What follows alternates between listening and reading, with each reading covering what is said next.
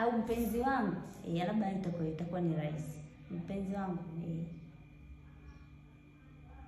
mimi labda katika bajeti zangu za mfukoni, labda na nini, yani kipato changu au pesa yangu nilionayo ni ndogo sana, na au kazi yangu labda ninayoifanya inaweza nikafeli muda wote, au nikafukuzwa kazi, au nikaumwa nikashindwa kwenda kazini.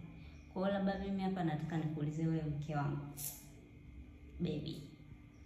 baby mama, nikikupa mtaji wa shilingi ngapi unaweza kufanya biashara?